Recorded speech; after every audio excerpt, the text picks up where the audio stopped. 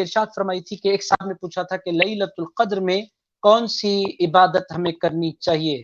تو لیلۃ القدر میں آپ مغرب کی نماز کا خصوصی اہتمام کریں. آپ مغرب کی نماز سنتوں کے ساتھ نفل کے ساتھ پڑھیں، چونکہ لیلۃ القدر کا آغاز مغرب ہی سے ہو جاتا ہے. ہمارے ہاں طریقہ کیا ہے، مغرب سے ہم آرام سے پھرتے کھاتے پیتے انجوائے کرتے اور اخیر میں رات کے 10-11 بجے مصلی پر کھڑے ہوتے ہیں. لیلۃ القدر ہم منا رہے ہیں. مغرب ہی سے آپ کو چوکنا رہنا ہے، مغرب سے پہلے ہی لیلۃ القدر کی ساری تیاری کر لینی ہے، اور مغرب کی نماز پھر اس کی سنتیں پھر اس کی نوافل پورے اہتمام کے ساتھ آپ کو ادا کرنا ہے. اور اگر آپ کو ٹائم ہے تو پھر مغرب کی نماز کے ساتھ ساتھ آپ 6 رکعتیں اوابین بھی ادا کر سکتے ہیں. پھر آپ عشاء کی نماز پڑھیں گے. لیلۃ القدر میں آپ عشاء کی نماز پڑھیں گے تو عشاء سے پہلے کی 4 سنتوں کا بھی اگر آپ کے لیے ممکن ہے تو اہتمام کریں. پھر 4 رکعت عشاء کی فرض پڑھیں، پھر 2 سنت پڑھیں، پھر 2 نفل پڑھیں، اور پھر اس کے بعد 20 رکعت تراویح دل لگا کر پورے اہتمام کے ساتھ آپ ادا کریں. اور اس کے بعد آپ کے پاس اگر اس کے بعد وقت بچ گیا ہے تو 1 گھنٹہ اللہ کی کلام کی تلاوت کریں، چونکہ یہ اللہ کے کلام کے نزول کی رات ہے تو کلام اللہ کی تلاوت میں تھوڑا سا وقت نکالیں. اور پھر یہ رات جس سرکار کے صدقے ملی ہے ان کو ہم فراموش کبھی بھی نہیں کر سکتے. تو پھر لیلۃ القدر کا کچھ حصہ ہمیں نبی پر اور آل نبی پر درود و سلام میں گزارنا ہے. پھر اس کے بعد لیلۃ القدر کا کچھ حصہ ہمیں استغفار میں گزارنا ہے. اس کے بعد گیمز آپ لیلۃ القدر میں نہ کھیلیں، اور سیریلز آپ لیلۃ القدر میں نہ دیکھیں. فیس بک کا بھی استعمال آپ کم سے کم کریں، واٹس ایپ کا بھی استعمال آپ کم سے کم کریں.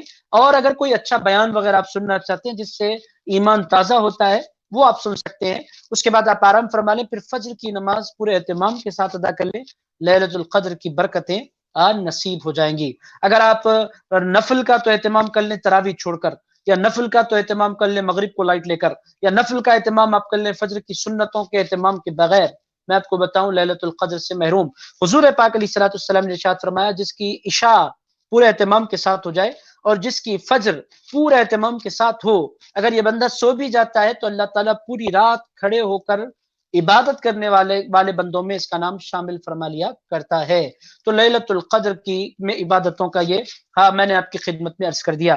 لیلۃ القدر کی شان کیا ہے میں آپ کی خدمت میں عرض کروں. ہماری زندگی 60 اور 70 سال کے درمیان عام طور پر ہوتی ہے، اس کے اوپر چلا جائے تو بونس ہے. 70 پلس جو جتنے بندے اس دنیا میں ہیں سارے کے سارے بونس میں ہیں، اللہ تعالیٰ ان کو اپنے فضل سے عطا فرما رہا ہے.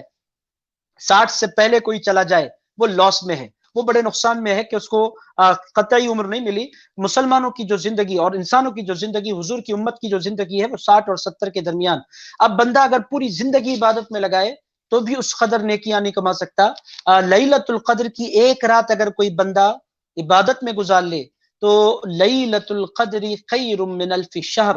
حضور نے اللہ تعالیٰ نے ارشاد فرمایا کہ ایک رات 1000 مہینوں سے بہتر ہے. لوگوں نے کیلکولیٹ کر کے بتلایا ہے کہ یہ 1000 مہینوں سے ایک رات کا بہتر ہونا 85 سال سے زیادہ بنتا ہے 1000 مہینوں کے.